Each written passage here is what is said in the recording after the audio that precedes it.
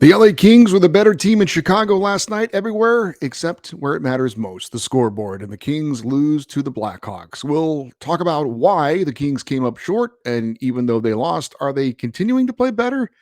That's next in this edition of Locked on LA Kings. You are Locked On Kings, your daily podcast on the Los Angeles Kings, part of the Locked On Podcast Network, your team every day.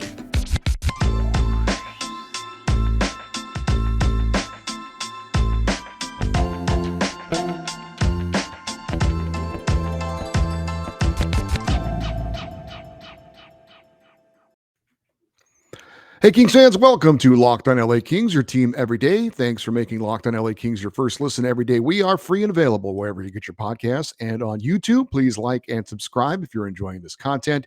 We were at 827 subscribers at last check, and we are looking to get to 900 by the end of the month. Thank you for your support of the YouTube channel and of the podcast.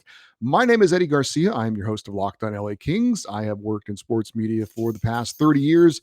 The past 20 plus years, I've been at the Fox Sports Radio Network. I'm also co-host of the Puck Podcast, a weekly NHL review show that's been putting out content for the past 16 years.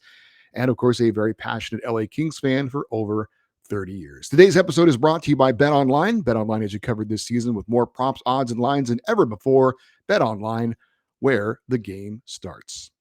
Well, the LA Kings were in Chicago last night to take on the Blackhawks. We've got a recap of the game, but of course, when we're talking about a recap of the game, we start by telling you what the lineup was like for the LA Kings, and it's been the lineup we've seen for the last few games ever since that bad game against the Winnipeg Jets, and head coach Todd McClellan decided to shuffle things up. The top line is Anze Kopitar with Adrian Kempe and Gabe Velarde. We've got the second line, the typical second line of Philip Deneau at center with Victor Arvidsson and Trevor Moore. The third line, Rasmus Kupari, along with Kevin Fiala and Carl Grundstrom. And the fourth line of Blake Lizotte, Brendan Lemieux, and Arthur Kaliyev. Your defensive pairings were Drew Doughty and Mikey Anderson, Sean Dursey and Matt Roy, and Alex Edler and Sean Walker. And the goaltender against the Blackhawks last night was Jonathan Quick. The scratches for the Kings, Quentin Byfield still out with the illness, Jarrett Anderson-Dolan, and Brant Clark. We'll get more on him in just a second. And, of course, Alex Iafallo is still on injured reserve for the Kings. So this basically, just talking about the lineup, is what we've seen, like I said, since the Winnipeg game when Gabe Velarde joined the top line, Kevin Fiala moved down to the third line, and the Kings called up Rasmus Kupari to play on that third line. As was speculated when we talked about it on Thursday's show, rookie Brant Clark still has not played his 10th game yet, and has not had his entry-level contract kick in yet. He sat out this game after taking a hit from the Stars' Jamie Benn on Tuesday, and apparently he's suffering from more of a dental issue than any kind of a head injury. Wasn't necessarily shaken up as far as some sort of mild concussion or anything like that, but apparently had to have some dental work done, and that is why he sat out the game last night. So let's get to the Kings game in Chicago against the Blackhawks. And would the Kings get off to a good start in this one? Well, yes and no. The Kings were definitely the better team. They outshot the Blackhawks 9-5, but failed to score a goal. LA had a power play opportunity and didn't do much with it. Kevin Fiala had a good scoring chance, but couldn't convert. And Brendan Lemieux got into a fight, sort of, with Jujhar Khaira of the Blackhawks. They kind of just wrestled around a little bit. I don't even know if there were any punches thrown, maybe a couple of body shots, but nothing really came of it much. Now, going up against a rookie goalie in Arvid Soderblom, who was winless in 5 career games going into tonight's game, I was a little disappointed, even though the Kings, I thought, were the better team in the first period, because when you've got a goaltender who's a rookie, who's essentially the number 3 guy on the depth chart, and has never won an NHL game, I would think the strategy would be put as many pucks on him as you can. If you can get that first goal, then maybe you've got him thinking, oh, here I go again. I've never won an NHL game. I don't have the greatest team in the world in front of me. And maybe you get to his confidence a little bit. But that didn't happen. 9 shots on goal isn't terrible, but there weren't a lot of really good scoring opportunities. And I thought the Kings were a little bit too cute to start this game. Again, they were the better team, and that's always a good thing. They spent more time in the Chicago end. They controlled the puck, and again, got more shots on goal. But I would have thought the strategy might have been against a young goalie who's never won an NHL game, get as many pucks on him as possible, make him be active, scramble around, that kind of thing, get traffic in front, those typical things. But it really wasn't the case as far as the first period in this one. Second period seemed to be a bit more of that message. I'm not sure if it was talked about in the locker room or not, but it definitely, I could see the Kings were doing more of getting the puck to the point, getting the puck to their defenseman and putting shots on net and trying to get a rebound or trying to get traffic in front. They definitely did more of that in the second period than they did in the first period. So that was probably, I would think, something that was talked about. It was something that I noticed anyway. But the Kings would fall behind in this game. Um, Wrist shot from the point from Chicago, kind of using the same strategy that the Kings were using. And there was a deflection on net past Jonathan Quick, and the Blackhawks, despite again being outshot and being outplayed, grabbed the 1-0 lead. The Kings, though, would respond. A nice stretch pass from the Kings zone from defenseman Sean Walker up to Arthur Kaliev. He then made a nice pass across to Blake Lizotte, who was going hard to the net, and we were tied at 1 apiece. And that's where we would be after the first two periods. So again, 1-1 against a struggling Blackhawks team that doesn't have much of a big NHL roster other than the two big names of Jonathan Toews and Patrick Kane, who were both pretty quiet in this game, actually. Okay, get to the third period, win the third period, win the game, skate out of there with a victory, and head back home on the road trip on a positive note. Well, the Kings did appear that they were going to get a great opportunity in that third period. There was a double minor high sticking call that was going to give the Kings a 4-minute power play. But the referees went to video review to look at it. And I know that in the offseason this year that the NHL had made a change as far as being able to review major penalties, but I was unaware that it also included double minors. And I went back and did some research and found out that it actually wasn't something they implemented this year, that this has actually been something they had for a few years, that referees can go back and review double minors to make sure that they get the call correct. And in this case, they actually did not get the call right. Well, they did. All right. The call on the ice appeared to be the right call because Blake Lizotte took a stick up into the face. He got cut.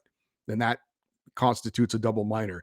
When they looked at it, though, one of the Kings players, I think it was Rasmus Kupari, lifted the stick of a Chicago player, and then that is why the stick went into the face of Blake Lizotte. And so correctly, the penalty was wiped away, and the Kings went from what they thought was going to be a great opportunity to skate on 5-on-5. So replay actually got the job done. I would have loved to have seen the double minor in the 4-minute power play, but the correct call was made. So that's the way that went. The Kings did get a power play chance about halfway through the third period, but their best chance came in the dying seconds of that two-man advantage. Arthur Kaliev had a shot from that right face-off dot. Unfortunately, he broke his stick on the one-timer, and the shot never actually got on net. Kevin Fiala also had a great chance on a loose puck in front of the Blackhawks net. There was a mad scramble, and he was finally able to get to a loose puck, put a shot on goal, but the save was made, and Fiala was not able to convert on that one. So tied at 1-1. We headed to overtime. Trevor Moore had a good chance, but things would end in sudden death due to a Kings misplay. A pass attempt from Jonathan Toews in the Kings zone was deflected and went towards the front of the net where Kevin Fiala was there. Now, he reached down with his glove to stop the puck. Unfortunately, the puck got through him and was picked up by Chicago defenseman Jake McCabe, who fed it to Jonathan Toews near the net, and he scored to end the game and give the Blackhawks a 2-1 overtime victory. The ironic thing is that Fiala was actually attempting to make the safer play rather than just putting a stick on the ice or maybe even using his skate to stop the puck. He reached down with his glove. That's usually, if you have time to do it, it can be the safer type play. Unfortunately for Kevin, it's kind of like a shortstop in baseball, right? You want to get in front of the ball, get your glove down, and get your body behind it. So if the ball does happen to squirt through you or take a bad hop, it might hit your leg or your foot or something and stay in front of you. But it didn't happen. It went through his body, and the Blackhawks were able to get it and take advantage of the opportunity. Also, defenseman Sean Dursey, thinking that Fiala was going to get possession of the puck, cheated a little bit and headed out of the zone to try and get a scoring chance. But the correct play would have been to wait and make sure that your teammate had control of the puck before you leave the zone. As a result, Dursey couldn't get back to help out defensively after the turnover. And again, the goal was scored. So the Kings lose 2-1 in overtime to close out the road trip. We're going to get more into this loss and why the Kings came up short in a moment. But first, I need to tell you about BetOnline. BetOnline.net is your number one source for football betting information this season. Find all the latest player developments, team matchups, news, podcasts, and in-depth articles and analysis on every game you can find. And as always, BetOnline remains your continued source for all your sports wagering information. It is the fastest and easiest way to check in on all your favorite games and events, including Major League Baseball, the World Series going on, MMA, boxing, and golf. Head to betonline.net or use your mobile device to learn more about BetOnline, where the game starts. So, honestly, am I shocked the Kings lost to the Blackhawks? And the answer is no, I'm not shocked. Am I surprised? Maybe a little bit. Am I disappointed? Definitely. The Kings should have won this game. The Kings need to win games like this. This is a Chicago team that, while they have been surprisingly competitive all year long, they had lost 4 in a row coming into this game. They are playing a third string goalie who had never won an NHL game before. It is not enough to just be the better team for most of the game. It's not good enough to just get a point out of it. The Kings need and should win games against teams like the Blackhawks. There are a couple of old LA Kings playing for Chicago. And just to give you some context, Andreas Athanasiou is playing on the top line for Chicago. Jack Johnson, the old warhorse, respect the man for his career that he's had. He's playing on the top pairing defensively for the Blackhawks. That's the lineup that they rolled out against the LA Kings. And again, I give them credit. They played hard. They battled. They competed. But Jonathan Toews, Jonathan Toews had a goal. Okay, he had the game-winning goal. Patrick Kane really didn't do much. And to be honest, Jonathan Toews, up to that point in overtime, hadn't done much. The Kings have to win these games. They just do. This is a team that they are better on from top to bottom, in net, out of net, the roster. It's better. You've got Kevin Fiala. You've got Adrian Kempe. You've got a Gabe Velarde who's having a breakout season. I mean, you've got Jonathan Quick in net. The roster was much better. And again, we're going to talk more about the big picture, and I continue to try and be positive with this. And that's my nature. I'm a glass is half full guy. I'm an optimist. I try to find the bright side of things, and I think there are some bright sides. I know you may not agree with me on that, but they got to win these games. This is a lesser opponent. It really is. And I know you can say, hey, every team on a given night in the NHL can win, and there's some truth to that. But like I said, look, the Kings closing out a road trip, want to go back home with some momentum. They have been playing a little bit better of late. They're playing more of the game that they want to play. And they were the better team in this game, statistically. More shots on goal. They had more zone time, the puck possession. They were better in the faceoffs. And that was one of the storylines coming into this game that they talked about on the TV broadcast. The Blackhawks actually were the best faceoff team in the NHL, and the Kings, I believe, were 4th or 5th. And the Kings were much better in the faceoff circle in this one against Chicago. And yet, all the zone time, the extra shots on goal, none of it amounted to getting more than a goal. And the Kings have been a better offensive team so far this season. So very surprising to see them lose to this type of team by a score of 2-1 in overtime.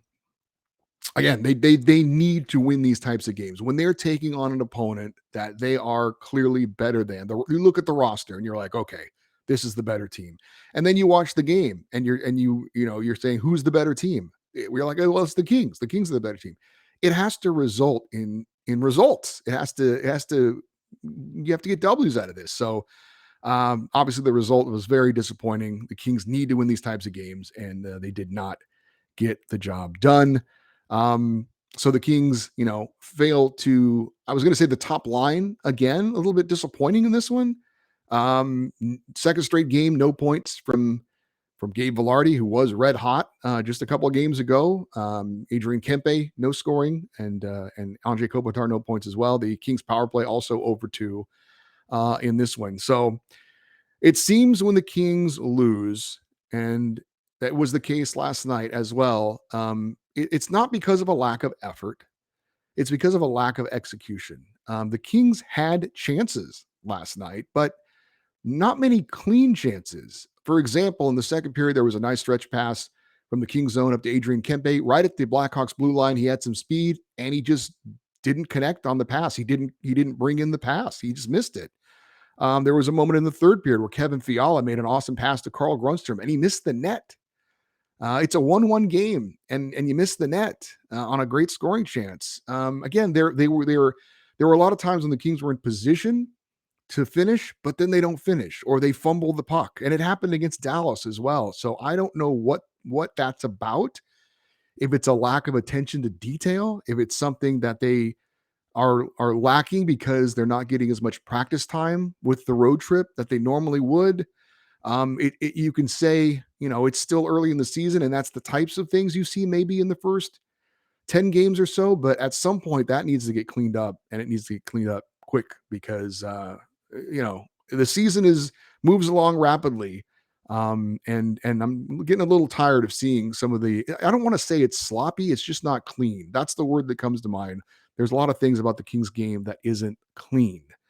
So, okay. I said that I'm an optimist and I want to take a big picture look at this.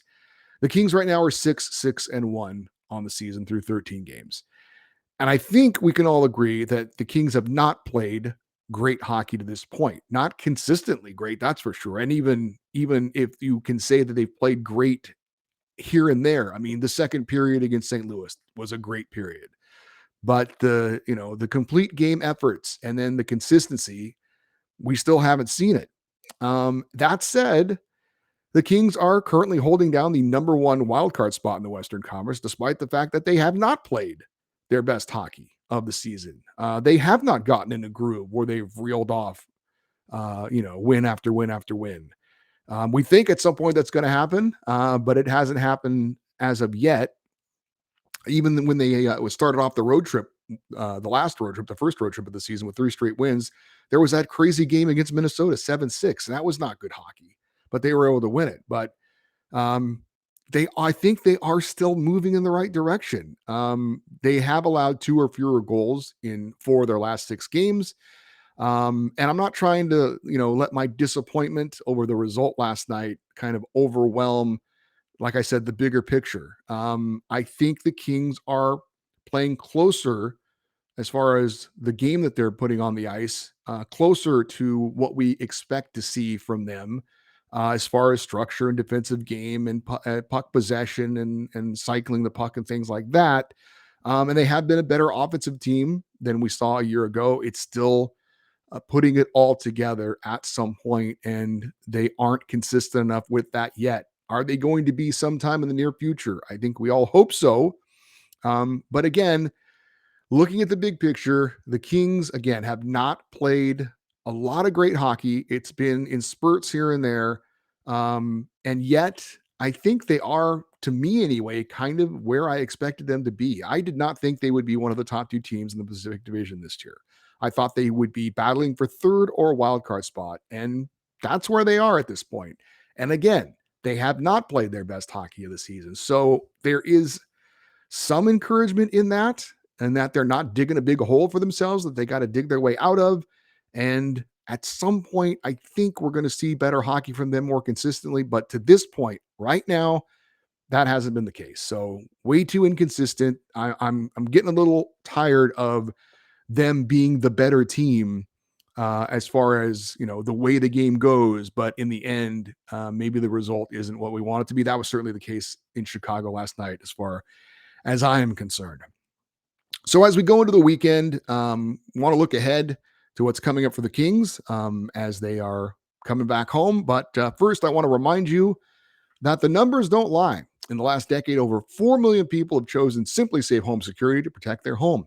You don't earn trust like that without doing something right. SimpliSafe protects you with cutting-edge security technology powered by 24/7 professional monitoring agents who call you the moment a threat is detected and dispatch police or first responders in an emergency, even if you're not home or can't be reached. SimpliSafe can also detect fires, floods, and other threats to your home. Customize the perfect system for your home in just a few minutes at simplisafe.com/lockedonnhl and save 20% on your SimpliSafe security system when you sign up for an interactive monitoring plan and get your first month free. Visit simplisafe.com/lockedonnhl to learn more. That is simplisafe.com/lockedonnhl. There is no safe like SimpliSafe. I want to mention real quick, and it's not a big deal, but it is something that I have kind of heard. And since this is my first season of hosting the Locked On LA Kings podcast, um, I've heard some comments that maybe I'm not critical enough or negative enough team. And if you have that opinion, I have no problem with that. You are certainly entitled to your opinion. As I said, I'm going to be who I am hosting this show, and I'm naturally a pretty positive person. I am pretty optimistic, glass is half full, all that kind of stuff. And I even, I mentioned on the first episode that I did of this show, I am first and foremost a Kings fan. Yes, I am a professional broadcaster and I've worked in media, as you hear me say, for every show for over 30 years. But that's not why I'm hosting this show. I'm hosting this show because I'm a huge Kings fan and I had an opportunity to do something covering one of my favorite teams. And it was something I was really excited about. And I'm still excited about it. Have there been ups and downs so far this season? Absolutely. But look, I work in sports talk radio. I get it. I know that a lot of times negativity sells, and you people want to call in sports talk radio and complain about things and yell and scream and vent, and they like to do that a hell of a lot more than they like to call in and say everything's going great. So I get the nature of that, but I'm when I feel the need to be critical, I will absolutely do so. I certainly ripped Sean Dursey on opening night with that mistake he made behind the net. I've called out Kevin Fiala for some dumb penalties on occasion. I've talked about Cal Peterson not playing up to the standard he needs to play at. So, but I'm not one of those guys who's probably going to come on here and say we need to fire the coach. Or we need to, take the C away from Kopitar or something like that. Some extreme kind of fly off the handle type of things.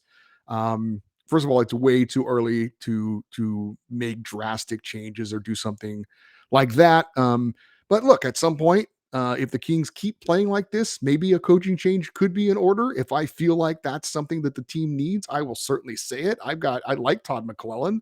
But hey, this is what's best for the Kings. I mean, we know what happened when they made a coaching change back in 2012 and they got rid of Terry Murray and they brought in Daryl Sutter and they went on to win the Stanley Cup. So when you've got an underachieving team and a team that you've done things in the offseason to make the team better and you're not seeing the results, that is something that will get discussed at a certain point. I do not think we are there yet. So I'm not going to bring it up other than just kind of talking about, what I'm doing as far as host of this show. So if you want me to be more negative, I mean, look, this is who I am, and I'm going to continue to be who I am. So again, it's not like I've gotten a lot of criticism or anything like that. I've heard some comments that maybe I'm a little too positive. And look, I don't work for the team. There are some other podcasts out there and people that do a great job, and maybe they're connected with the team in some way. And so maybe they're not as prone to be critical of the team in some respects. I don't know if that's true or not, but I think one of the things that maybe is a positive for this show is that, again, I have no official connection with the team, so I can pretty much say whatever I want, and I'm not going to face any kind of repercussions about it as far as being critical of certain people and certain players and things like that. So again, look, I have no problem being critical of the Kings. Just because I'm a huge fan doesn't mean that I'm not. I don't have opinions about things like that. So anyway, I just wanted to throw that out there. Yeah, when the time comes and I think changes need to be made, or we need to send some guy down to the minors, or we need to make a trade. I'm going to say it. I'm not certainly not afraid to say things like that. But I think I'm a little bit level headed. I know you can see a lot of crazy things being thrown out there on social media, on Twitter, and things like that about we got to do this, we got to do that. I'm just saying right now we're not there, but certainly acknowledge I think what all of you have seen as well, and that the Kings are not playing the type of hockey that I thought they would be playing so far at this point of the season, and the season hasn't been quite as successful as I hoped it would be. But again, it is still relatively early, and I don't think the Kings are quite as bad off as some other teams around the league that had high expectations. So right now, they're back from the road trip. Let's see if they can get string some games together, get some better, more consistent performances, and we'll kind of go from there. So again, the Kings are back home. They got a 4-game homestand. They're going to take on 3 teams they've already played already, but the one team that they haven't seen yet is the team they're going to face next, and that's on Saturday as they take on the Florida Panthers. Panthers won the President's Trophy last year as the best team with the regular season record. But they made some major moves this offseason. They brought in a new head coach in Paul Maurice, and they traded for former Flames star Matthew Tkachuk, who we all know well from his run-ins with Drew Doughty. So the Panthers, kind of like the Kings, have not found their game yet. They have not met the expectations that their fans had for them as well. They're 6-4-1 on the season. They're currently holding down the final wildcard spot in the Eastern Conference as we record this show on Friday.